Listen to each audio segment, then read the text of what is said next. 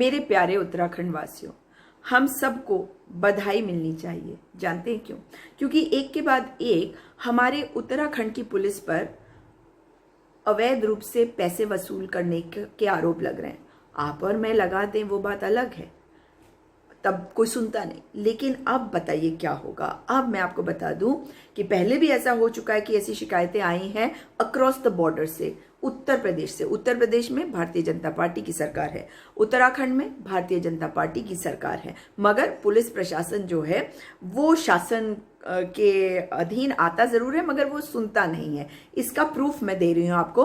आंवला यूपी के जो सांसद हैं भारतीय जनता पार्टी के, उनका नाम है धर्मेंद्र यादव, और उन्होंने माननीय मुख्यमंत्री त्रिवेंद्र सिंह रावत को एक चिट्ठी लिखी है। उसमें उन्होंने कहा है कि उत्तराखंड पुलिस अवैध वसूली कर रही है।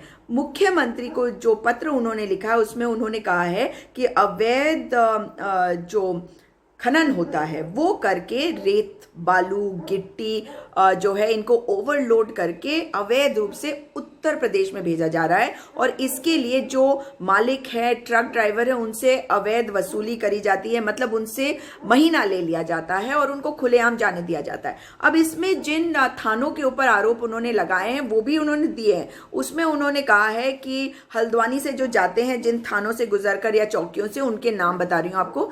थाना लालकुआं, हल्दूचौड़, पंतनगर, किच्छा, पुलभट्टा, थाना बाजपुर, गदरपुर, रुद्रपुर, कोतवाली, थाना किलाखेड़ा, दिनेशपुर और लालपुर पुलिस चौकी। अब देखिए ये बात उन्होंने कही है, और उन्होंने ये भी कहा है कि जिस तरह की पुलिस की ये कार्यशैली है, इसको सरकार जो है, अगर जीरो टॉलरेंस की सरकार है तो उसकी छवि को धक्का पहुंचा है। ये उन्होंने चिट्ठी में लिखा है, ठीक है। और उन्होंने कहा है कि सरकार की बदनामी होती है ऐसे, और मुख्यमंत्री से ये भी निवेदन किया है कि इसमें उच्च स्तरीय जांच करवाकर दोषियों के खिलाफ कार्रवाई करी जाए। ये मांग उन्होंने करी है। अब आप इधर आपको बता दूं कि पिछले महीने बदायूं के भाजपा विधायक पंडित राधाकृष्ण शर्मा जो हैं, उन्होंने भी मुख्यमंत्री और प्रधानमंत्री को इस बाबत पत्र लिखा था। आप समझ रहे होंगे। तो मैं आपको ये बता दूं कि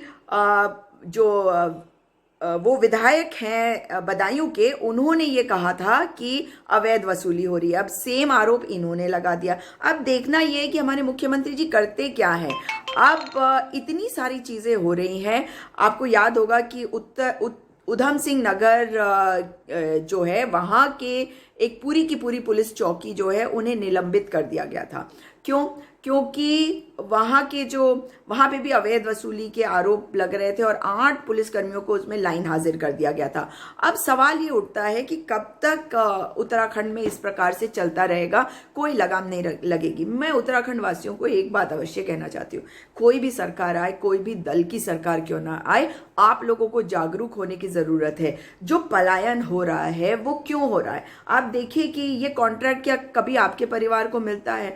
कभी जो पैसा हमारे राज्य से लोग कमाते हैं, क्या ये सचमुच में हमारे राज्य के हित के लिए काम होता है? जब इस तरह से अवैध वसूली होती है और अवैध खनन होता है, पहली बात तो खनन ही अवैध है, फिर उसके बाद ये वसूली अवैध है, और इसकी वजह से हमारे राज्य को राजस्व का कितना नुकसान होता है। तो आप लोग जागरूक बनेंगे तभी, और जब आप लोग बोलेंगे, इस चीज को बंद करिए कि हम बोलते नहीं हैं, हम अपनी आवाज उठाते नहीं हैं। जब कुछ गलत होता है हम डर से चुप होते हैं। एकजुट हो जाइए और एकजुट होकर अपनी आवाज को उठाया करें, ताकि इतनी मुश्किलों से जिस राज्य को हमने पाया, और 20 साल में हमने देखा है कि राज्य कहां से कहां आ गया है।